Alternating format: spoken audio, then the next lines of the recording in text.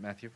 And then, I thought you just. That's something on Darfur, but I wanted to know, maybe you can give some idea of what the Secretary General's role and the status of choosing a replacement for Navi Pillay is. There are various diplomats are saying it's coming close to the process. I mean, is he interviewing people? I know that I've heard their names floating around, but without getting into a short list, which would obviously be ideal to release, what's his role in the process and where does the process stand? Well, I think the advertisement for the post was placed on the Secretary General's website some weeks ago, and obviously we have an end.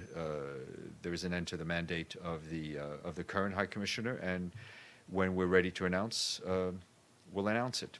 Has he interviewed a current Security Council firm rep? It's interesting. I've read that somewhere, but I'm not going to talk about it. Okay. It would be, forgetting whether you'll confirm that he was interviewed or not, whether what the rules applicable to the UN offering a job or considering for a job, a sitting diplomat who, on a mission that votes on the UN's budget, votes on the Secretary General's positions, is there any kind of guidance on somebody needing to step down to seek such a job, or it seems to present just structurally an issue that arises often in the Fifth Committee where diplomats are offered jobs at DPKO while they're voting on the budget. And I wanted to know how this applies to this instance, or an instance like it. Anyone who takes up a full-time position like that would give up their other positions to join the United Nations. These are positions that are given ultimately for people who accept their responsibility as international civil servants. Right. But do you see the possibility of a problem of applying for a UN job while working and voting for a country? Matthew, if you look at the past appointees to high-level UN positions, you'll see a number of them have served for their various governments.